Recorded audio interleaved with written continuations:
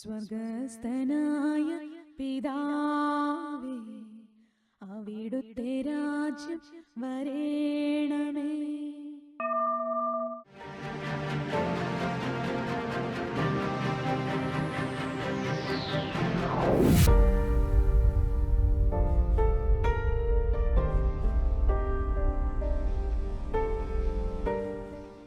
ഈ ഭൂമിയിൽ തിരുസഭയിലായിരിക്കും ഇപ്പോൾ നമ്മൾ ചിന്തിക്കുന്നത് നമ്മൾ സമരസഭയിലാണ് എന്ന് പറയുമ്പോൾ നമ്മൾ സാത്താനെതിരെയുള്ള ഒരു സമരത്തിലാണ്, പോരാട്ടമാണ്, അല്ലെങ്കിൽ യുദ്ധത്തിലാണ് നമ്മൾ ഏർപ്പെട്ടിരിക്കുന്നത്. അപ്പോൾ ആ ഒരു കാര്യം നമ്മുടെ ഓർമ്മയിൽ എപ്പോഴും ഉണ്ടായിരിക്കണം. പൗലോസ് തിമോത്തിയോട് പറഞ്ഞ ഇങ്ങനെയാണ്: സൈനിക സേവനത്തിൽ ഏർപ്പെട്ടിരിക്കുന്ന ഒരാൾ അവരുടെ ഒരു കാര്യങ്ങളും സ്വന്തമായിട്ടൊരു കാര്യങ്ങളിൽ ഇടപെടാറില്ല. സൈനിക സേവനത്തിൽ പോയ ആൾ വീട്ടിലെയും സ്വന്തമായ കാര്യങ്ങളൊക്കെ മറന്ന് രാജ്യത്തിനു വേണ്ടി ജീവിതം മാറ്റിവെച്ചിരിക്കുന്നത് പോലെ നമ്മൾ ഓരോരുത്തരും ദൈവരാജ്യത്തിനു വേണ്ടി സൈനിക സേവനത്തിൽ ഏർപ്പെട്ടിരിക്കുന്നവരാണ്.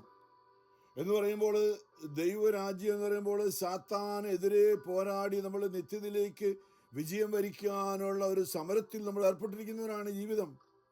ഇപ്പം നമ്മൾ ആ ഒരു ബോധ്യം ഉണ്ടായിരിക്കണം. നമ്മൾ യുദ്ധത്തിൽ പോയ ആൾ അലസതയോടെ അല്ലേ, യുദ്ധത്തിൽ പോയ ആൾ അല്ലെങ്കിൽ പട്ടാളക്കാരന് അലസതയോടെ കഴിഞ്ഞാൽ രാജ്യം വല്ലവരും കീഴടക്കും. നമുക്കറിയാം അമേരിക്കയൊക്കെ ഇത്രയും ശക്തമായിട്ട് നിൽക്കുന്ന അത്രയും അവയർനെസ്സോടെ, അത്രയും ബോധ്യത്തോടെ ഏറ്റവും നല്ല ആയുധങ്ങളും ഏറ്റവും നല്ല ട്രെയിനിങ്ങുകളും ഏറ്റവും നല്ല ബോധ്യവും കൊടുത്തുകൊണ്ട് നിർത്തിയിരിക്കുന്നതുകൊണ്ടാണ്. ഇത് നമുക്ക് ആത്മീയ മേഖലയിലും നമ്മൾ ഇന്ന് യുദ്ധം ചെയ്യുന്നവരാണ്. ശത്രുവായ സാത്താനെതിരായിട്ട് നമ്മളെപ്പോഴും ചിന്തിക്കുന്നതാണ്. അതായത് നമ്മൾ ആദ്യം അറിയേണ്ടത്, ഒരു രാജ്യം ആദ്യം അറിയുന്നത് ആരൊക്കെയാണ് തങ്ങൾക്കെതിരെ നിൽക്കുന്നതെന്നാണ്. നമുക്ക് ഈ ഭൂമിയിൽ നമ്മൾ വിശ്വാസത്തിൽ വിശുദ്ധിയിൽ ജീവിക്കാൻ ശ്രമിക്കുമ്പോൾ നമ്മൾ ആദ്യം അറിയേണ്ടത് നമ്മുടെ ശത്രു ആരെന്നാണ്, അല്ലേ? സാത്താൻ നമ്മളെ പലപ്പോഴും നമ്മുടെ ശത്രുവിനെ അറിയില്ലെങ്കിൽ നമ്മൾ യുദ്ധം പരാജയപ്പെടും. റോങ് ആയിട്ടുള്ള ഒരാൾ യുദ്ധം ചെയ്യാൻ പോയി കഴിഞ്ഞാൽ അവസാനം പിന്നീട് മനസ്സിലാക്കുക അവർ ശത്രുവല്ല. പിന്നെ നമ്മുടെ എന്തുമാത്രം നഷ്ടമാണ് സംഭവിക്കുന്നു. അപ്പം നമ്മൾ ഈ ലോകത്തിൽ അനേകം മനുഷ്യരെ ശത്രുക്കളായി കരുതി വെച്ചിട്ടുണ്ട്. ആദ്യം നമ്മൾ അറിയേണ്ടത് പത്രോസ്ലിയ നമ്മൾ 1 പത്രോസ് 5 പലപ്പോഴും ഓർപ്പിച്ച് അതിനുണ്ട്, നിങ്ങളുടെ ശത്രുവായ പിശാച്. അപ്പം ഭൂമിയിൽ നമ്മൾ ക്രിസ്തുവിനോട് ചേർന്ന് വിശ്വാസത്തിൽ മാമോദീസ സ്വീകരിച്ചുകൊണ്ട് സമരസഭയിലായിരിക്കുന്ന നമ്മൾ എല്ലാ ആയുധങ്ങളും ധരിച്ചുകൊണ്ട് ദൈവത്തിൻ്റെ എല്ലാ ആയുധങ്ങളും ധരിക്കുക എന്നാണ് പൗലോസ്ലിയ പറഞ്ഞിരിക്കുന്നത്. എഫെസോസിൽ സാത്താൻ സമരത്തിന് ഈ തിന്മയ്ക്കെതിരെയുള്ള പോരാട്ടത്തിലാണ്. നമ്മൾ മനുഷ്യർക്കെതിരെ അല്ല. നിങ്ങളുടെ പോരാട്ടം മാംസ രക്തങ്ങൾക്ക് എതിരെ അല്ല എന്ന് പറയുമ്പോൾ ഭൂമിയിൽ കാണപ്പെടുന്ന മനുഷ്യനോ മൃഗങ്ങളോ അതല്ല, മാംസരക്തങ്ങൾ. നമ്മുടെ പോരാട്ടം ഒരു മനുഷ്യനും ഒരു മൃഗത്തിനും എതിരായിട്ടല്ല, പിന്നെയോ കണ്ണുകൊണ്ട് കാണാൻ പറ്റാത്ത അല്ലേ ഞങ്ങൾ മാംസരക്ത, പിന്നെയോ ഈ ലോകത്തിൻ്റെ അധിപന്മാരല്ല, അന്ധകാര ലോകത്തിൻ്റെ അധിപന്മാരും തിന്മയുടെ ദുരാത്മാക്കൾക്ക് സ്വർഗീയ ഇടങ്ങളിൽ പോലും വർത്തിക്കുന്ന തിന്മയ്ക്ക് എതിരായിട്ടുമാണ് നിങ്ങൾ പോരാടുന്നത്. അപ്പം നമ്മുടെ ശത്രു എന്ന് പറയുന്നത് ഈ അരൂപിയായ നമുക്ക് കണ്ണുകൊണ്ട് കാണാൻ പറ്റാതെ നമ്മുടെ ഉള്ളിൽ കയറിക്കൂടി, അല്ലെ മറ്റൊരു മനുഷ്യൻ്റെ ഉള്ളിൽ കയറിക്കൂടി നമ്മളെ വീഴ്ത്താൻ ശ്രമിക്കുന്ന സാത്താൻ്റെ അരൂപിയുടെ പ്രവർത്തനത്തെ നമ്മൾ തിരിച്ചറിയണം. അതിനാണ് നമുക്ക് ജ്ഞാനം എന്നിരിക്കുന്ന കൃപ വന്നിരിക്കുന്നത്. പരിശുദ്ധാത്മാവിൻ്റെ ദാനങ്ങൾ ഒന്നാമത്താണ് ജ്ഞാനം. അവിടെ ജ്ഞാനം, ബുദ്ധി, അറിവ്, ആലോചന, ദൈവഭയം, ദൈവഭക്തി, ദൈവസ്നേഹം.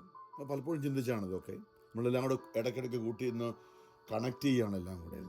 അപ്പോൾ പരിശുദ്ധാത്മാവിൻ്റെ ഈ ദാനങ്ങൾ നമ്മുടെ ഉള്ളിൽ, നമ്മുടെ ആയുധങ്ങൾ അല്ലേ, ആത്മാവിൻ്റെ ഫലങ്ങളെന്ന് പറയും. നമ്മൾ ഈ തെറ്റായുള്ള ഈ മനുഷ്യരോട് അറിയാതെ പോരാടാറുണ്ട്.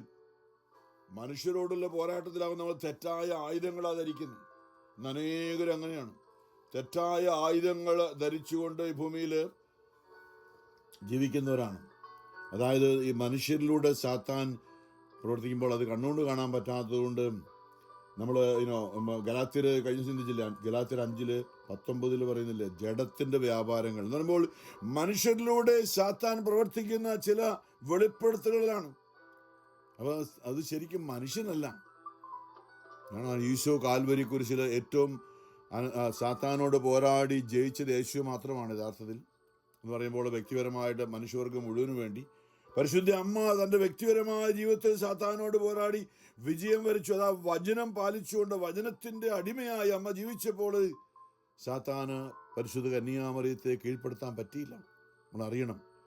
രണ്ടാമത് നമ്മൾ മനുഷ്യവർഗത്തിൻ്റെ രക്ഷയ്ക്ക് വേണ്ടി സാത്താൻ്റെ തലയിൽ ചവിട്ടുന്ന സാത്താനെ പരാജയപ്പെടുത്തുക യേശു ക്രിസ്തുവാണ്. ആ ഒരു അറിവ് നമ്മുടെ ഉള്ളിൽ ഉണ്ടായിരിക്കണം. ഇല്ലെങ്കിൽ നമ്മൾ തെറ്റായ വഴിയിലാണ്. അതല്ലേ പത്രോസ്ലീഹ സഭയുടെ ആദ്യത്തെ മാർപ്പാപ്പ ആയത് എങ്ങനെയാണ്? യേശുവാണ്, വേറൊന്നുമല്ല, വേറെ ആരുമല്ല. എത്രയോ അല്ലേ ഞാനൊന്ന് ചിന്തിക്കാൻ എന്തുമാത്രം നമ്മൾ ബൈബിളിലോട് പോലെ നമ്മുടെ പഴയ നിയമത്തിൽ അല്ലേ നമ്മൾ കത്തോലിക്ക വിശ്വാസം, നമ്മളുടെ വിശ്വാസം അനുസരിച്ച് നമുക്ക് പഴയ നിയമത്തിൽ 46 പുസ്തകവും പുതിയ നിയമത്തിൽ 27 പുസ്തകങ്ങളുണ്ട്, 73 പുസ്തകങ്ങളുണ്ട് എന്നൊക്കെ പറയുമ്പോൾ ഇതിലൂടെ നമ്മൾ കടന്നു പോകുന്ന എന്തൊക്കെയാ? ഈ സാത്താനെതിരെ പോരാടി ആദ്യം ഏദൻ തോട്ടത്തിൽ മനുഷ്യനെ വഞ്ചിച്ച സാത്താനെതിരെ പോരാടുന്ന അനേക വ്യക്തികളാണ് നമ്മുടെ ദൈവത്തിന്റെ ആത്മാവിൽ പ്രവർത്തിക്കുന്ന നമ്മൾ കാണണം. നമ്മളിങ്ങനെ ജീവിക്കുമ്പോൾ നമുക്ക് മുമ്പേ ഈ പോരാട്ടത്തിലായിരുന്ന അനേകരെ കുറിച്ച് പറയുന്നുണ്ട്. നിങ്ങളുടെ പോരാട്ടം മാംസരക്തങ്ങൾക്കെതിരായിട്ടല്ല, അന്ധകാര ലോകത്തിന്റെ അധിപൻ തിന്മയുടെ ദുരാത്മാക്കൾക്കെതിരായി പോരാടി അനേകര്. നമ്മൾ ആദവും പാപം ചെയ്ത് സാത്താന്റെ അടിമത്തിലേക്ക് പോയി കഴിഞ്ഞപ്പോൾ നമ്മൾ ഉൽപ്പത്തി മുതലല്ലേ, പഴയ നിയമത്തിൽ 46 പുസ്തകം ഉൽപ്പത്തി മുതൽ ഇങ്ങോട്ട് ആരംഭിക്കുകയാണ്. നമ്മൾ ആ പുസ്തകത്തിലേക്ക് പോയി കഴിഞ്ഞാൽ നമ്മൾ ആദ്യം കാണുന്നത് ഹെനോക്കിനെയാണ്. ഹെനോക്ക് മുഴുവൻ പറയാൻ നമുക്ക് നേരമില്ല, അതുകൊണ്ട് ഞാൻ പറയാം. ഏതാണ്ട് ഒരു 30 പ്രവാചകന്മാരുണ്ട് പഴയ നിയമത്തിലെ. അതിനകത്ത് വേറെ ന്യായാധിപന്മാർ എന്നൊരു 10-15 പേരുണ്ട്. എല്ലാം കൂടെ 146 പേരുണ്ട്. ഈ പുസ്തകം എന്ന് പറയുമ്പോൾ അനേക ഈ പ്രവാചകന്മാരുടെ വഴിയാണ് ഓരോ പുസ്തകങ്ങളും.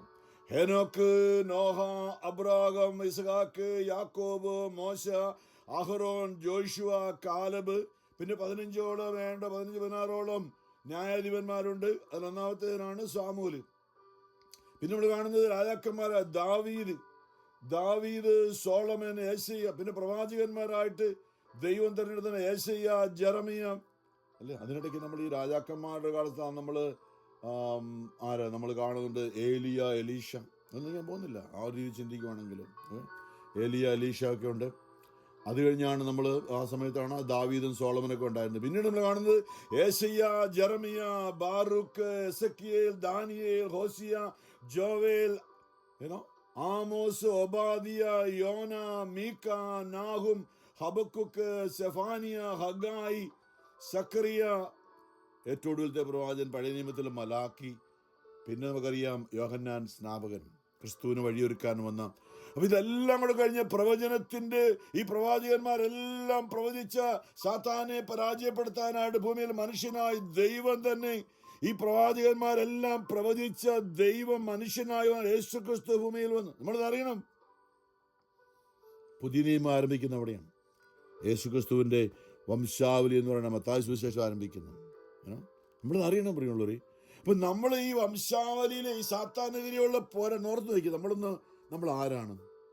നമ്മൾ ഈ ഭൂമിയിൽ ഇങ്ങനെ ആരുടെ കൂടെയാണ് നിൽക്കുക? നമ്മൾ ദൈവത്തോടു കൂടിയാണോ അതോ സാത്താനോട് കൂടിയാണോ? ഈ ഇത്രയും പ്രവാചകന്മാരും ഇങ്ങനെ ദൈവത്തിൻ്റെ മനുഷ്യരെ നയിക്കാൻ ന്യായാധിപന്മാരും ഒക്കെ ആയിട്ട് കടന്നു വന്ന എത്രയോ അതായത് വിശുദ്ധ അതുപോലെ സ്ത്രീകളുണ്ട്, യൂദിത്ത്, എസ്തർ, അതൊക്കെ അത് വരുന്നുണ്ട് വേറെ. നമ്മൾ അപ്പോൾ എത്രയോ പേരാണ് നമ്മൾ പരിശുദ്ധ കന്യാമറിയമാണ് യേശുവിൻ്റെ അമ്മയായി തിരഞ്ഞെടുക്കപ്പെട്ടത്,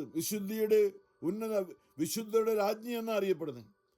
അപ്പം നമ്മൾ ഈ ഒരു അറിവ് നമുക്കുണ്ടാണ്. ഇല്ലെങ്കിലാണെന്നറിയാം സാത്താൻ നമ്മളെ പരാജയപ്പെടുത്തും. ആണ് ഈ പൗലോസ് പറഞ്ഞു, നിങ്ങൾക്ക് നല്ല കാര്യങ്ങളിൽ അറിവുള്ളവർ. കഴിഞ്ഞ നമ്മൾ ചിന്തിച്ചു, നമ്മുടെ ഉള്ളിൽ തന്നെ ഈ പരിശുദ്ധാത്മാവ് നമ്മളിൽ തന്നെയല്ലേ, കർത്താവിൻ്റെ ആത്മാവ് എൻ്റെ മേലുണ്ട് എന്ന് യേശു പറഞ്ഞത്. ഈശോ പറഞ്ഞ പോലെ നമുക്കും പറയാനുള്ളൊരു മാമോദീസായിലൂടെ നമുക്കും പറയാനുള്ളൊരു അവകാശമുണ്ട്. എന്താ? കർത്താവിൻ്റെ ആത്മാവ് എൻ്റെ മേലുണ്ട് എന്ന് നമുക്ക് ഓരോരുത്തർക്കും പറയാം. കാരണം ആ മാമോദീസായിലൂടെ നമ്മുടെ സഭയിലായിരിക്കുമ്പോൾ പാപം ചെയ്താലും വീണ്ടും നമ്മൾ അനുദപിച്ച് ഈശോ വിളിച്ച മാനസാന്തരപ്പെടുക. ഈശോ വന്ന് വിളിച്ചവന് ആദ്യം എന്താ? മാനസാന്തരപ്പെടുക. ദൈവരാജ്യം സമീപിച്ചിരിക്കുന്നു. അതായത് സാത്താന്റെ രാജ്യം തീർന്ന് ദൈവരാജ്യം, ദൈവത്തിന്റെ ഭരണം ആഗതമായിരിക്കുന്നെന്നാണ് ഈശോ വിളിച്ചു പറഞ്ഞത്. യേശു ക്രിസ്തു കാരണം സാത്താനോട് യുദ്ധം ചെയ്ത് നമ്മൾ മനുഷ്യവർഗം മുഴുവനും മറഞ്ഞിരിക്കുന്ന പഴയ നിയമത്തിലെ യുദ്ധം നോക്കിയാൽ നമ്മൾ പലപ്പോഴും എന്താകുന്നു അല്ലേ, മനുഷ്യനെ കല്ലെറിഞ്ഞു കൊല്ലുന്നു, മനുഷ്യനെ ഇല്ലാതാക്കുന്നു, മനുഷ്യനെതിരെയുള്ള അതിൽ പഴയ നിയമത്തിൽ നടക്കുന്ന മുഴുവൻ അങ്ങനെ. കാരണം എന്താ? എവിടെയാണ് ഈ മറിഞ്ഞിരിക്കുന്നത്, ആരാണ് ശത്രു എന്ന് അറിയാൻ പറ്റാത്ത ഒരു കാലഘട്ടമായിരുന്നു പഴയ നിയമം. അതുകൊണ്ട് പാപം ചെയ്ത മനുഷ്യനെ കൊന്നുകളയാൻ, അവരെ കൊന്നുകളഞ്ഞാൽ കാരണം അടുത്ത തലമുറ അല്ലെ അടുത്ത അവരിലൂടെ ചുറ്റുപാടുള്ളവരിലേക്ക് പാപം വ്യാപിക്കുക എന്ന് പറഞ്ഞുകൊണ്ട് അവരെ കല്ലെറിഞ്ഞു കൊല്ലുമായിരുന്നു.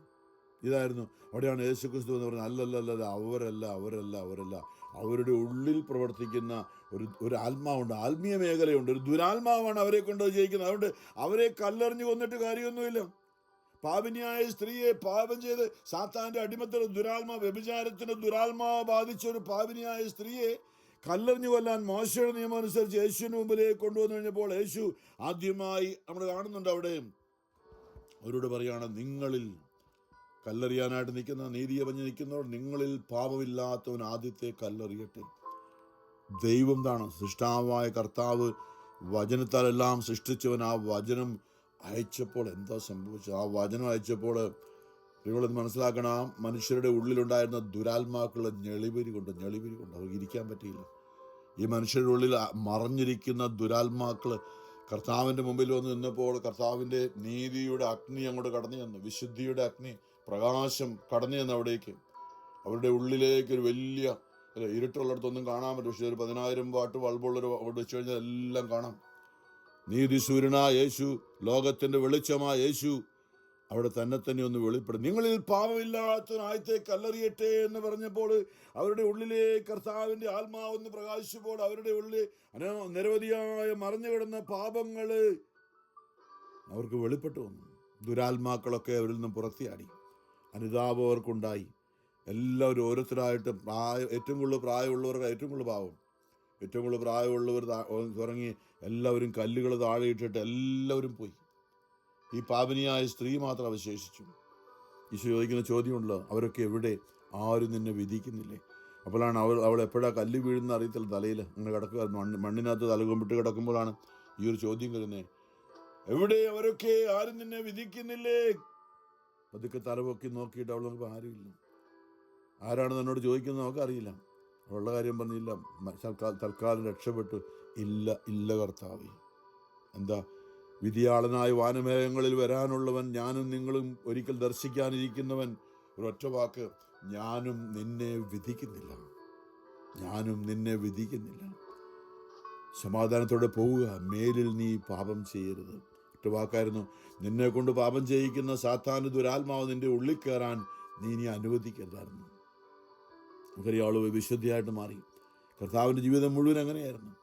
സമരിയാക്കാരി 5 പേരോട് വെച്ച് 6ാമത് ഒരുത്തന്നെ ബോയ് ഫ്രണ്ടായിട്ട് കൂടെ ജീവിക്കുകയാണ്. അവളെ യേശു കാണാൻ വേണ്ടി കിണറ്റുകരയിൽ കാത്തിരുന്നേ. നോർത്ത് നോക്കിയേ നിങ്ങളെ. ആ കർത്താവ് ഇന്നും ഭൂമിയിൽ നമ്മളിലൂടെ, എന്നിലൂടെ, നിങ്ങളിലൂടെ ഒക്കെ സംസാരിക്കുന്ന, പ്രവർത്തിക്കുന്ന ഒരു ആത്മാവുണ്ട്, യേശുവിൻ്റെ ആത്മാവ്. അതാണ് പറഞ്ഞത്, യേശയ്യ പറഞ്ഞതുപോലെ അല്ലേ. ഇന്ന് നമ്മൾ ജെറമിയ, ഞാൻ ഇതിലേക്കൊന്നും പോകുന്നില്ല, നമുക്ക് ഈ സമയക്കുറവ് കൊണ്ട് അതായത് ഇന്ന് ജെറമിയ ഇന്ന് ഇപ്പൊ കർത്താവിൻ്റെ ഈ സഭയിലൂടെ നമ്മൾ കടന്നു പോകുമ്പോൾ ഇന്ന് എല്ലാ വർഷവും കടന്നു വന്നാലും നമ്മൾ ഓർഡിനറി ടൈം എന്ന് പറയുന്ന സാധാരണ സമയത്തിൻ്റെതായ ഒരു 12ാമത്തെ ആഴ്ചയിലാണ് നമ്മൾ നിൽക്കുന്നത്. ഇനി ഒരു 10-21 ആഴ്ച കൂടി നമ്മൾ കടന്നു പോയി. 33ാമത്തെ നവംബർ മാസം ആകുമ്പോഴത്തേക്ക് 33ാമത്തെ ആഴ്ച കഴിയുമ്പോഴുണ്ടല്ലോ പിന്നെ ക്രിസ്തുവിനെ വെളിപ്പെടുത്തുകയാണ്. അടുത്ത 33ാമത്തെ ആഴ്ച കഴിയുമ്പോൾ, 33 ഞായറാഴ്ച കഴിയുമ്പോൾ അടുത്ത ആഴ്ച ക്രിസ്തുരാജന്റെ തിരുനാളാണ്. ചുമ്മാ നമ്മളിങ്ങനെ പോയത് അറിയണം, ക്രിസ്തുവിനെ വെളിപ്പെടുത്തുകയാണ്. ഇതെല്ലാം പ്രവാചകന്മാരുടെയും ഗ്രന്ഥം നമ്മളെ ഇങ്ങനെ പഠിപ്പിച്ച് മുമ്പോട്ട് കൊണ്ട് എല്ലാ വർഷവും ഇത് വീണ്ടും ഒരു പ്രാവശ്യം പരാജയപ്പെട്ടാൽ വീണ്ടും 1ാം ക്ലാസ് തൊട്ട് 10ാം ക്ലാസ് വരെ പഠിച്ച് വീണ്ടും, അല്ലെങ്കിൽ 11-12 വരെ പഠിച്ച് വീണ്ടും എഴുതുന്നത് പോലെയും നമ്മളെല്ലാ വർഷവും ഇത് തുടരുകയാണ്.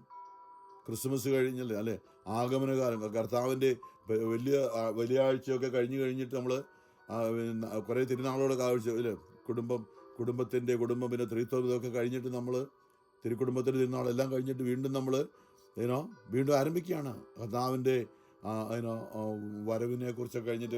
നോമ്പ് 50 നോമ്പൊക്കെ ഇനി വരാൻ ഞാനീ പറയുന്നത് നമുക്ക് നല്ല അറിവുണ്ടായിരിക്കണം. നമ്മൾ എന്താ ഈ ഭൂമിയിലെ ഒരൊറ്റ ജീവിതമേ ഉള്ളൂ, നമുക്ക് വേറൊരു ജീവിതം ഇല്ല.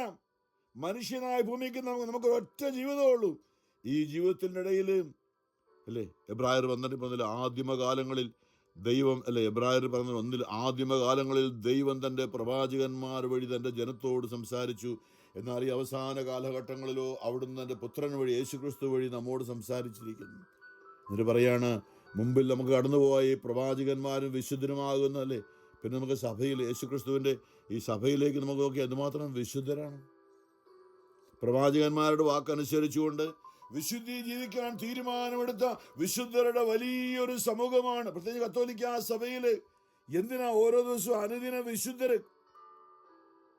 അവരെ നമ്മൾ ആരാധിക്കുന്നില്ല. അവരുടെ ജീവിത മാതൃക അനുകരിക്കാൻ ഇന്ന് യേശുവിൻ്റെ ആത്മാവ് ഉള്ളിൽ വസിച്ചുകൊണ്ട് വിശുദ്ധിയിൽ ഈ ഭൂമിയിൽ സമരം ചെയ്ത് വിജയസഭയിലേക്ക്, അതിലെ കത്തോലിക്ക സഭ പഠിപ്പിക്കുന്നത് വിജയസഭ, സഹനസഭ, സമരസഭ എന്നാണ് സഭയെ വിളിക്കുന്നത്. 3 തലങ്ങളാണ് കത്തോലിക്ക സഭയിലുള്ളത്. വിജയസഭ എന്ന് പറഞ്ഞ ഈ ഭൂമിയിൽ സാത്താനോട് പോരാടി വിജയം വരിച്ച് അവർ പരാജയപ്പെട്ടില്ല. അപ്പോൾ അവർ തുടക്കത്തിലൊക്കെ പരാജയപ്പെട്ടു, പക്ഷേ അവർ മരിക്കുന്നതിന് മുമ്പായി വിശുദ്ധിയിലേക്ക് വന്നവരാണ്. ഈ ഭൂമിയിൽ ആരും പരിശുദ്ധ അമ്മയും ഈശോയും മാത്രമാണ് വിശുദ്ധരായിട്ട് ഭൂമിയിൽ ജനിച്ചിട്ടുള്ളവർ. വേറെ ആരും വിശുദ്ധരായി ജനിച്ചിട്ടില്ല. ബാക്കി എല്ലാവരും എന്നെയും നിങ്ങളെയും കാളിലൊക്കെ ഭയങ്കര അക്രമം പാപം ചെയ്ത് വന്നവരാണ് പലരും. അതുകൊണ്ട് നമുക്ക് വലിയ പ്രത്യാശയുണ്ട്. നമ്മളെക്കാളിലും മോശമായിട്ടുള്ള അനേകരെ സഭയിൽ നിന്ന് വിശുദ്ധരുടെ പദവി ഉയർത്തപ്പെട്ട് അനേകരുടെ നാമത്തിൽ ദേവാലയങ്ങളുണ്ട്, അനേകരുടെ നാമത്തിൽ എന്തെല്ലാം കാര്യങ്ങളാണ്. നമ്മളെക്കാളിലും കൂടുതൽ പാപം ചെയ്ത് ജീവിച്ച അനേകരുടെ നാമത്തിൽ ഇന്ന് അവരുടെ തിരുശേഷിപ്പ് കൊണ്ട് നമ്മൾ നടക്കുകയാണ്. പ്രിയമുള്ളവരെ, ഞാനീ പറയുന്നത് എൻ്റെയും നിങ്ങളുടെയും ഉള്ളിൽ നമ്മളൊരു തിരുശേഷിപ്പാണ്. നമ്മുടെ വീട്ടിൽ, നമ്മുടെ കുടുംബത്തിൽ, നമ്മുടെ അയക്കുന്ന ഇടവകയിലെ സമൂഹത്തിൽ. കാരണം നമ്മുടെ ഉള്ളിൽ യേശുക്രിസ്തു വസിക്കുന്ന ഒരു ജീവിതമാണ്. നമ്മളത് അറിയണം. നമ്മൾ സാത്താൻ ഒരുപക്ഷെ നമ്മളെ അടിമകളായി ഒരിക്കൽ ഇട്ടിരുന്നു. നമ്മൾ യേശു അതിൽ നിന്നും മോചിപ്പിച്ചു. അവൻ്റെ ആത്മാവിനെ നമുക്ക് നൽകിക്കൊണ്ട് പരിശുദ്ധാത്മാവായി നമ്മുടെ ഉള്ളിൽ വസിക്കുന്ന യേശുവിൻ്റെ സാന്നിധ്യം നമ്മുടെ ഉള്ളിൽ നമ്മളത് അറിയണം. അപ്പം നമ്മുടെ ഉള്ളിൽ നമ്മുടെ മാതാപിതാക്കന്മാരുടെ വലിയ സ്നേഹവും കരുണയും കൊണ്ടാണ് ദൈവം നമുക്ക് തന്ന നമ്മുടെ അപ്പനെയും അമ്മയും നമ്മൾ എപ്പോഴും ഓർത്ത് നന്ദി പറയണം. എൻ്റെ ദൈവമേ, അവർ ഈ ഭൂമിയിൽ അങ്ങേയറ്റം, ചിലരൊന്നും നല്ലവരായിരുന്നില്ലായിരിക്കാം, പക്ഷെ അങ്ങേയറ്റം അവർ പള്ളിയിൽ നമ്മളെ കൊണ്ട് മാമോദീസയെങ്കിലും മുക്കി സഭയിൽ അംഗമാക്കി നമ്മുടെ മാതാപിതാക്കളും മനുഷ്യരായിരുന്നു. അവരും വിശുദ്ധരൊന്നും ആയിരുന്നില്ല. എല്ലാവരും കുറേ പേരൊക്കെ നല്ല കാരണന്മാരുണ്ടായിരുന്നു.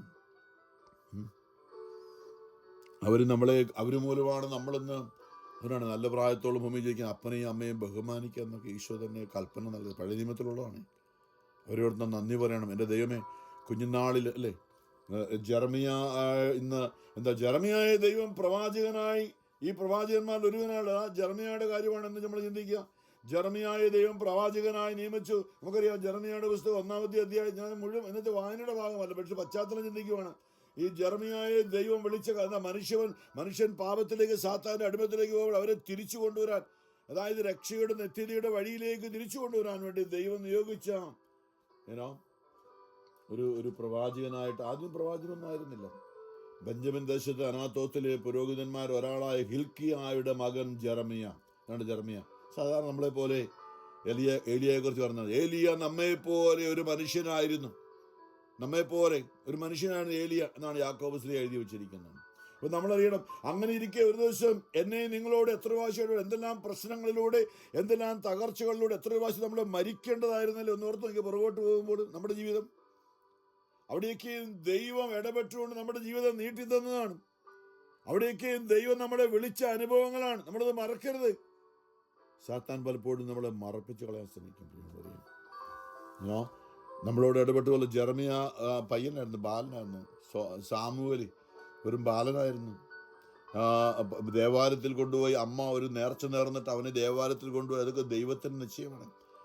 അവന് ദേവാലയത്തിൽ കൊണ്ട് വളർത്തിയേക്കാം എന്ന് പറഞ്ഞ് നേർച്ച നേർന്ന പ്രായം മുലകൂടി മാറിയപ്പോഴേ ദേവാലയത്തിൽ കൊണ്ടുപോയി വിട്ടു. പരിശുദ്ധ കന്യാമറിയത്തെക്കുറിച്ച് അങ്ങനെയല്ലേ പറയുന്നത്? ദേവാലയത്തിൽ വളർന്നു വന്നവരാണ്. ഇത് ദൈവഹിതം നിറവേറാൻ വേണ്ടിയാണ്.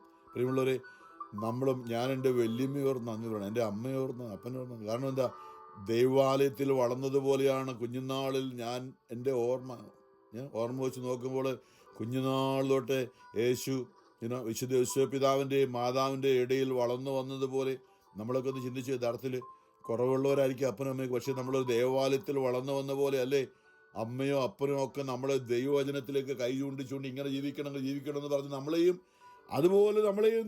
ദൈവമാണ്. അപ്പനും അമ്മയ്ക്കും വലിയ ബോധ്യമൊന്നുമില്ല, പക്ഷെ അവരിലൂടെ ദൈവം ഇടപെട്ടുകൊണ്ടാണ് നമ്മളെയും വളർത്തി. അപ്പോൾ അങ്ങനെ ഈ ജെറമിയ കുഞ്ഞായിരുന്നപ്പോൾ സാമുവേലിനോട് ഇടപെട്ടതുപോലെ, സാമുവേലിനോട് സംസാരിച്ചതുപോലെ, അപ്പം ഏലി പുരോഹിതനാണ് സാമുവേലിനെ പറഞ്ഞു കൊടുക്കുകയാണ്. ഇനിയിപ്പം ആരോ വിളിക്കുന്ന സ്വരം കേട്ട് രാവിലെ രാത്രിയിലാണ് എഴുന്നേറ്റ് വന്ന് സാമുവേൽ പറയുന്ന പുസ്തകം നമ്മൾ വായിക്കുമ്പോൾ അറിയാതെ ഒന്ന് സാമുവേലിലൊക്കെ. അപ്പോൾ സാമുവേൽ ഏലിയ വിളിച്ചതോർത്ത് സാമുവേൽ എന്ന് വിളി കേട്ട് ഉറക്കത്തിൽ നിന്നും ഞെട്ടി ഉണർന്നു. എനിക്കങ്ങനെ അനുഭവം പലപ്പോഴും ഉണ്ടായിട്ടുണ്ട്. ആരോ വിളിക്കുന്നത് പെട്ടെന്ന് നമ്മളാരും വിളിച്ചില്ലല്ലോ, ഇങ്ങനെ തോളിൽ പലപ്പോഴും തോണ്ടി വിളിക്കുന്ന അനുഭവം ഉണ്ടായിട്ടുണ്ട്. ചിലപ്പോൾ നമ്മൾ പ്രാർത്ഥനയുടെ ശ്രദ്ധ മാറിപ്പോയി, അല്ലേ പലപ്പോഴും ഞാനിങ്ങനെ നമ്മളെന്താ പറഞ്ഞത് ടി വിയിൽ എന്തെങ്കിലുമൊക്കെ നല്ലത് കണ്ടുകൊണ്ടിരിക്കും, ചിലപ്പോൾ ഒന്ന് ഉറങ്ങിപ്പോയിരിക്കും. നമ്മൾ ക്ഷീണമൊക്കെ ഉണ്ട്, പെട്ടെന്ന് ആരോ തോളിൽ തോണ്ടി വിളിക്കാറ് ഞാൻ ആരുമില്ല, പക്ഷെ നമ്മൾ ഉറക്കം തെളിയാണ്. എന്തോ ഇന്നും നമ്മുടെ കൂടെ നമ്മെ അരൂപിയിൽ നയിക്കുന്ന ദൈവമുണ്ട്, യേശുക്രിസ്തു പരിശുദ്ധാത്മാവുണ്ട്.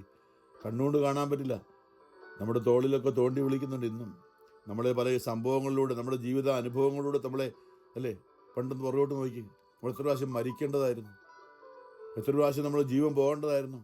അന്ന് നമ്മളെ ദൈവം വിളിച്ചതാണ്. മനസ്സിലാക്കണം, ഇങ്ങനെയാണ് നമ്മൾ മാനസാന്തരം. അവിടെയാണ് ദൈവം എന്നെ എൻ്റെ ദൈവമേ, ജീവൻ പോകേണ്ടതാണ്, പക്ഷേ എനിക്ക് ദൈവം ജീവൻ തന്നു വന്ന് ഒരു അപകടത്തിൽ നിന്നായിരിക്കും, ഏതെങ്കിലും ആട്ടെ, എന്തോ ആട്ടെ. അപ്പോൾ ഈ ജെറമിയ കുഞ്ഞായിരുന്നപ്പോൾ കർത്താവ് ഒരിക്കലും ജെറമിയായോട് സാമുവേലോട് പറഞ്ഞ പോലെ ഇടപെട്ടതുപോലെ ദൈവം ജെറമിയായോട് ഇടപെട്ടു. അതിന് പുറകിൽ യേശയ്യൊക്കെ ഉണ്ട്, അതൊക്കെ പറയാനോ നമുക്ക് തീരത്തില്ല.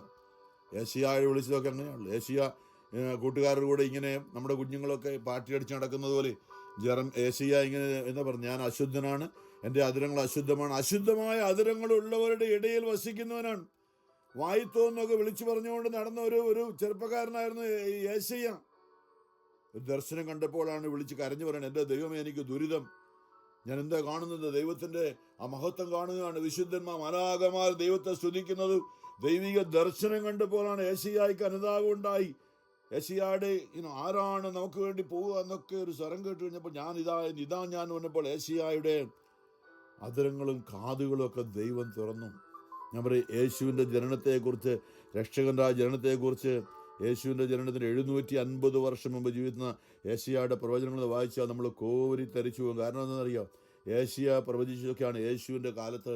അതുപോലെ തന്നെ ദാവീദിൻ്റെ സങ്കീർത്തനം പൂർണ്ണമായി അനുദപിച്ച ദാവീദ് സങ്കീർത്തനങ്ങളാണ് 150ഓളം സങ്കീർത്തനങ്ങൾ. അതിൽ ഒത്തിരി എണ്ണം യേശുവിനെ കുറിച്ച് വ്യക്തമായി എഴുതിയിട്ടുണ്ട്. അവിടെ യേശുവിൻ്റെ ജനനത്തിന് 1000 വർഷം മുമ്പ് ജീവിച്ചിരുന്ന ഒരു പ്രവാചകനായിരുന്നു ദാവീദ്. 1000 വർഷം മുമ്പേ. അത് ഈ സങ്കീർത്തനം 20, പ്രത്യേകിച്ചും ഇന്ന് സങ്കീർത്തനം 69 നിന്നാണ് നമുക്ക് വായന വന്നിരിക്കുന്നത്. എന്താ, യേശു ക്രിസ്തുവിനെ കുറിച്ചുള്ള പ്രവചനമാണ് അവിടെ. അതേക്കുറിച്ച് അന്നത്തെ ഒന്നാമത്തെ ജെറമിയായിൽ അവിടെ പറഞ്ഞിട്ട് നമുക്ക് സങ്കീർത്തനത്തിൽ ഒന്ന് ചിന്തിക്കാം. നമ്മൾ പരിശുദ്ധാത്മ നമ്മളെ ഇന്ന് പല കാര്യങ്ങളും പഠിപ്പിക്കുകയാണ്. അങ്ങനെ അപ്പൊ ജെറമിയ ബാലനായതുപോലെ ഇന്നത്തെ വായനയുടെ പശ്ചാത്തലം ചിന്തിക്കുകയാണ്. ജെറമിയ 1:4 കർത്താവ് എന്നോട് അരുളിച്ചെയ്തു, മാതാവിന്റെ ഉദരത്തിൽ നിനക്ക് രൂപം നൽകുന്നതിന് മുമ്പേ എന്നോട് നിങ്ങളോട് ഇന്ന് പറയുകയാണ്. ഇന്ന് ജെറമിയ ഇല്ല, ഈ വചനം നമുക്ക് വേണ്ടിയാണ്. ഈ വചനം കേൾക്കുന്നവരോട് ദൈവം സംസാരിക്കുകയാണ്. ഈ ജെറമിയായോട് പറഞ്ഞ വചനത്തിലൂടെ കർത്താവ് എന്നോട് അരുളിച്ചെയ്തു, നിങ്ങളോട് മാതാവിന്റെ ഉദരത്തിൽ നിനക്ക് രൂപം നൽകുന്നതിന് മുമ്പേ ഞാൻ നിന്നെ അറിഞ്ഞു, ജനിക്കുന്നതിന് മുമ്പേ ഞാൻ നിന്നെ വിശുദ്ധീകരിച്ചു, ജനതകൾക്ക് പ്രവാചകനായി ഞാൻ നിന്നെ നിയോഗിച്ചു. അപ്പോൾ ഞാൻ പറഞ്ഞു, ദൈവമായ കർത്താവേ, ഞാൻ കേവലം ബാലനാണ്, സംസാരിക്കാൻ എനിക്ക് പാഠവുമില്ല. കർത്താവ് എന്നോട് അരുളിച്ചെയ്തു, വെറും ബാലനാണെന്ന് നീ പറയരുത്, ഞാൻ അയക്കുന്നിടത്തേക്ക് നീ പോകണം. നാട്ടിൽ ജനിച്ച് നമ്മൾ അമേരിക്കയിലേക്ക് അയച്ചത് അല്ലേ? നമ്മളിന്ന് എവിടെയാണ്? കാനഡയിലോ എവിടെയാണെങ്കിലും നമ്മൾ ജനിച്ച നാട്ടിൽ നിന്ന് നമ്മളെ ദൈവം അയച്ചതാണ്. നമ്മൾ ക്രിസ്ത്യാനി, ഞാൻ പ്രത്യേകിച്ച് പറയും, എല്ലാവരെയും ദൈവം അയച്ചതാണ്. എല്ലാവരെയും ദൈവത്തെ കണ്ടുമുട്ടാനായിട്ടാണ് എവിടെയെങ്കിലും വെച്ച്. പിന്നെ നാട്ടിൽ ജനിച്ച ചിലർ ഗൾഫിൽ പോയാണ് ദൈവത്തെ കണ്ടെത്തിയത്. നാട്ടിൽ ജനിച്ച ചിലർ വേറെ ഇംഗ്ലണ്ടിലോ അല്ലെങ്കിൽ ഓസ്ട്രേലിയയിലോ അല്ലെ വേറെ എവിടെയെങ്കിലും ചെന്ന് ദൈവത്തെ കണ്ടുപിടിക്കുന്ന സാക്ഷ്യം വഹിച്ച് യേശുവിനോടൊപ്പം യേശുവിൻ്റെ ആത്മാവിന് അനേകരുടെ കാര്യങ്ങൾ പറഞ്ഞുകൊണ്ട് ജീവിക്കുകയാണ്. പ്രവാചക ദൗത്യമുണ്ട് എന്നിലും നിങ്ങളിലും. ഇത് എന്ത് പറയാണ്, ഞാൻ അയക്കുന്നിടത്തേക്ക് നീ പോകണം, ഞാൻ കൽപ്പിക്കുന്നത് എന്തും സംസാരിക്കണം. നമ്മുടെ ആത്മാവിൽ ദൈവത്തിൻ്റെ ആത്മാവ് വന്നുകൊണ്ട് നന്മ വേറൊന്നുമല്ല, ചീത്ത പറയാനല്ല, നന്മ പറയാനായിട്ടുള്ള പ്രേരണ ഉണ്ടാകുമ്പോൾ അത് നമ്മൾ പറയണം. അനേകരെ നന്മയിലേക്ക് നയിക്കാൻ വേണ്ടിയിട്ടാണ്. പക്ഷെ ആൾക്കാർക്ക് ഇഷ്ടപ്പെടത്തില്ല. കാരണം എന്താ? സാത്താൻ നമ്മളെ എളുപ്പത്തിൽ ലോകത്തിൻ്റെ ജഡമോഹങ്ങളിലേക്ക് നമ്മളെ വലിച്ചുകൊണ്ട് പോകാനുള്ള സാത്താൻ ശക്തി ലോകത്തിൽ പ്രവർത്തിക്കുന്നത് കൊണ്ട് ഈ ഒരു ദൈവവചനം പറയുന്നവർക്ക് ഉഗ്ര പീഡനം ഉണ്ടാവും. ഉഗ്ര പീഡനം നമ്മൾ പ്രതീക്ഷിക്കണം. നമ്മുടെ സ്നേഹിതരും സുഹൃത്തുക്കളും ആയിരുന്നവരൊക്കെ ഉണ്ട്, ഇപ്പം നമ്മളെ കാണുമ്പോൾ നോക്കത്തില്ല, മാറിപ്പോകും.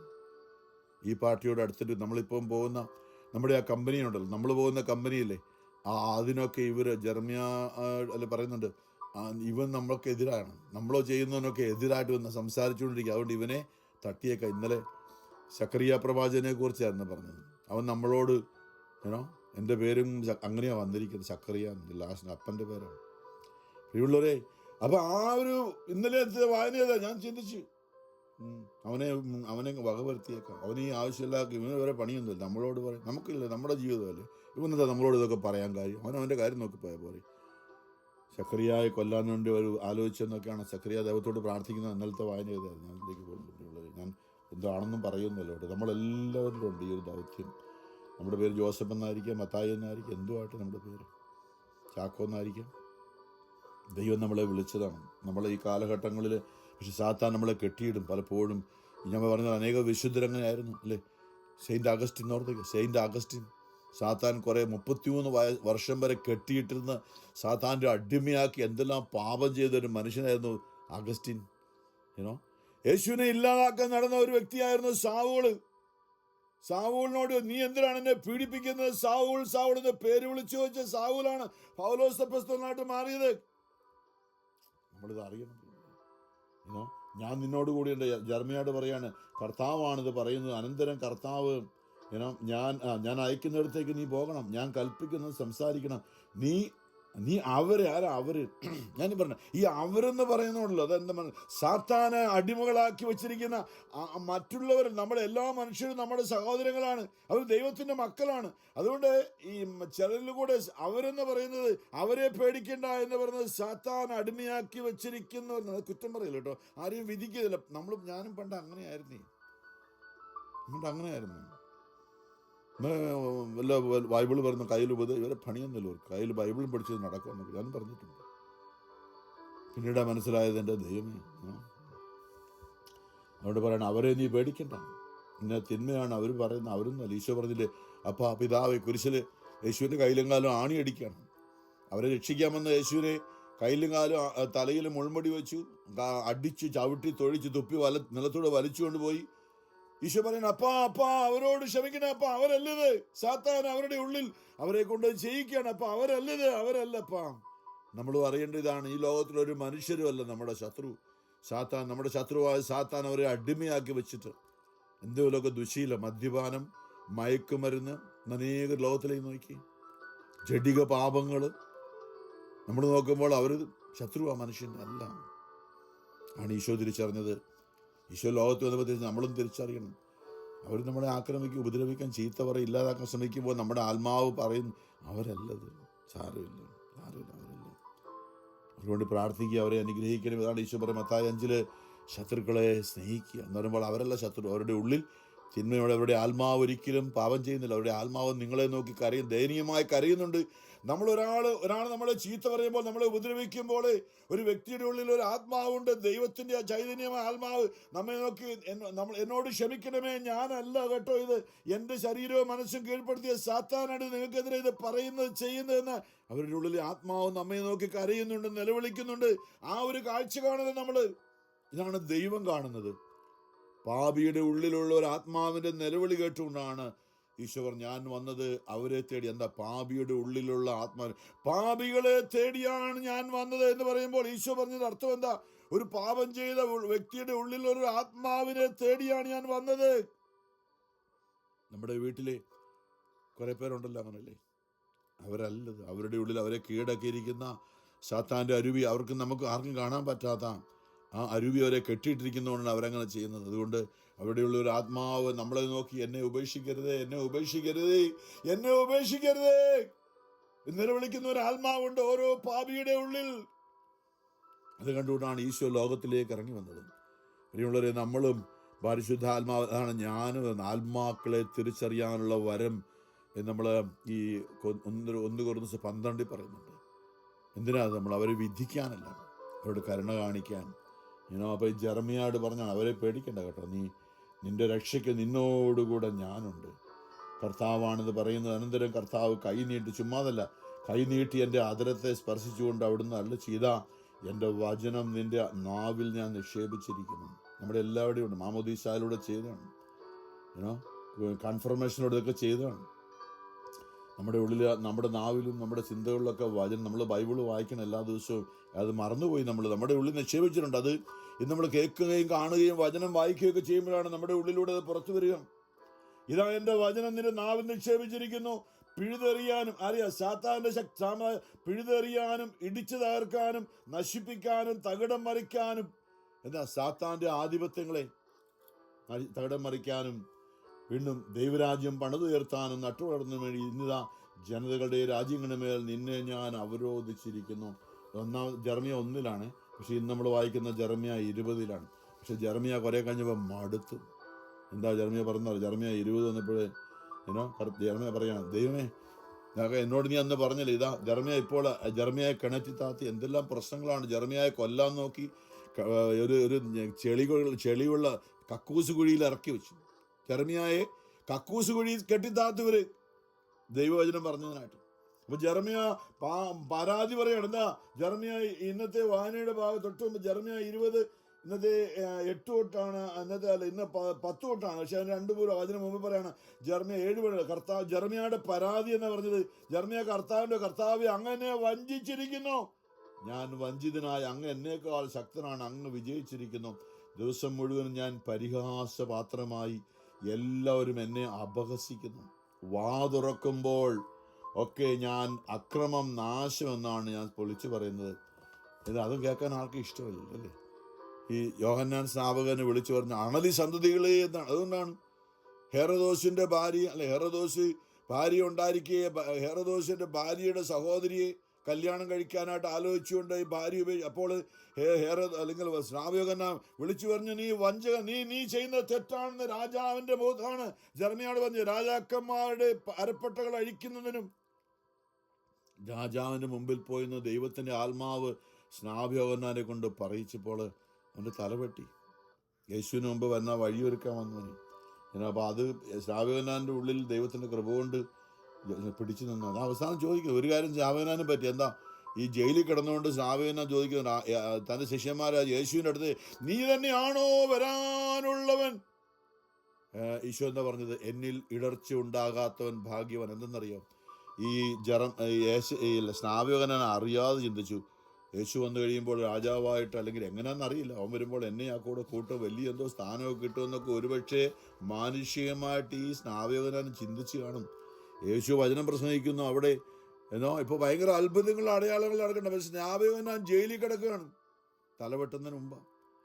അപ്പോൾ യോഹന്നാനൊരു സംശയം, ഇതാണോ ശരിയാണോ, ഇവൻ തന്നെ ആണോ, ഞാനെന്തിനാ ഇവിടെ കിടക്കുന്ന ഈ ജയിലിൽ? ആളയച്ചു ചോദിച്ചു, നീ തന്നെ ആണോ?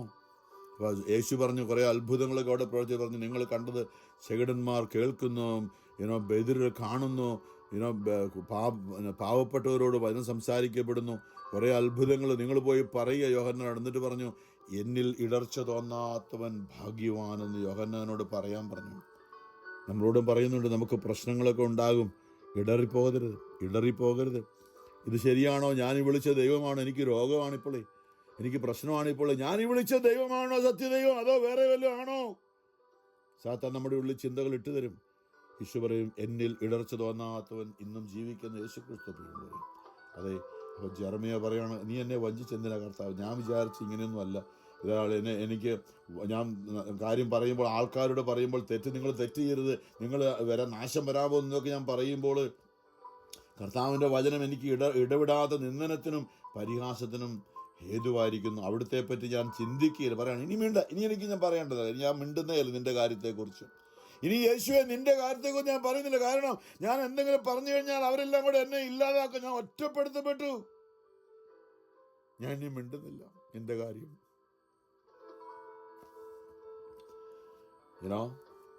നീ മേലിൽ നിന്നെപ്പറ്റി സംസാരിക്കില്ല എന്ന് ഞാൻ പറഞ്ഞു. എന്നാൽ നമ്മുടെ ആത്മാവിലൊരു അഗ്നിയുണ്ട്. നമ്മുടെ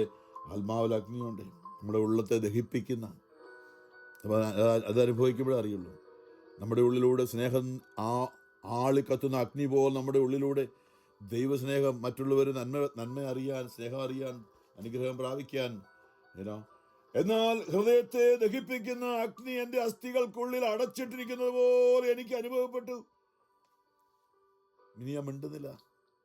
അതിനെ അടക്കാൻ ശ്രമിച്ചു. ഞാൻ തളർന്നു. എനിക്ക് സാധിക്കുന്നില്ല. ഇന്നത്തെ വചനമാണ്. പലരും അടക്കം പറയുന്നത് ഞാൻ കേൾക്കുന്നു. സർവത്ര ഭീതി. അവനെതിരെ ആരോപണം നടത്തുക. നമുക്ക് അവനെതിരെ കുറ്റാരോപണം നടത്താം. എൻ്റെ കൂട്ടുകാരായിരുന്നവർ ഞാൻ വീഴുന്നത് കാണാൻ കാത്തിരിക്കുകയാണ്. മനഃപൂർവ്വമല്ല, ദൈവവചനം പറയുന്നുണ്ട്. അവന് വഴിതെറ്റിയേക്കാം. പ്രിയമുള്ളവരെ, ഇത് യേശുവിലേക്ക് വിരൽ ചൂണ്ടുകയാണ്. യേശുവിനെ കുറ്റമാരോപിക്കാൻ വേണ്ടി പരീശ പ്രമാണികളും നിയമജ്ഞരും എപ്പോഴും അവൻ പ്രസംഗിക്കുന്നിടത്ത് മുമ്പത്തെ ലൈന് വന്നിരുന്നത് എന്താ? അവനെ കുറ്റമാരോപിക്കാൻ, അവനെ മരണത്തിന് വിധിക്കാനായിട്ട്. ഇന്ന് യേശുവിൻ്റെ ആത്മാവാണ് എന്നിലും നിങ്ങളിലും ഉള്ളതെന്ന് നമ്മൾ അറിയണം. യേശുവിനെ കുറിച്ചുള്ള പ്രവചനമാണ് ജെറമ്യാ പറഞ്ഞത്. അറിയാതെയാണെങ്കിൽ പോലും എന്താ പറഞ്ഞത്? നമുക്ക് അവനെതിരെ കുറ്റാരോപണം നടത്താം. എൻ്റെ കൂട്ടുകാരായിരുന്നവർ ഞാൻ വീഴുന്നത് കാണാൻ കാത്തിരിക്കുകയാണ്.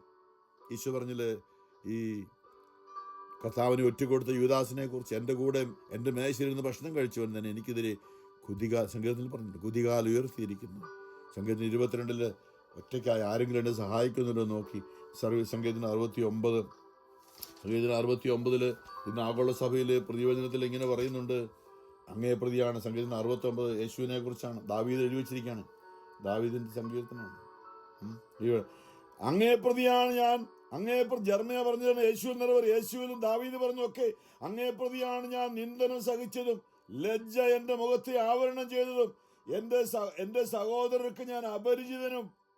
ഇന്ന് അനേകർ കണ്ടാൽ തിരിഞ്ഞു നോക്കത്തില്ല. ഇതാ പാർട്ടി, അങ്ങോട്ട് പോയിട്ട് കാര്യം. അത് നമ്മുടെ കൂടെ കൊടുത്തില്ല. എൻ്റെ സഹോദരന്മാർക്ക് ഞാൻ അപരിചിതനും എൻ്റെ അമ്മയുടെ മക്കൾക്ക് ഞാൻ അന്യനുമായി തീർന്നിരിക്കുന്നു.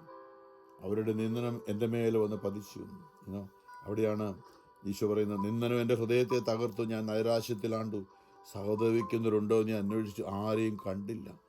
ആശ്വസിപ്പിക്കുന്നുണ്ടോ എന്ന് ഞാൻ നോക്കി, ആരും ഉണ്ടായിരുന്നില്ല. ഈശോയിൽ നിറവേറിയത്. ഇന്നും യേശുവിൻ്റെ ആത്മാവ് നമ്മളിൽ ഉള്ളതുകൊണ്ട് നമുക്കും ആ കഷ്ടതയുണ്ട്. പരിശുദ്ധ പരമാദീപകാരുണ്യനാഥനായ ഈശോയ്ക്ക് എന്നേരവും ആരാധനയും സ്തുതിയും പുകഴ്ചയും ഉണ്ടായിരിക്കട്ടെ.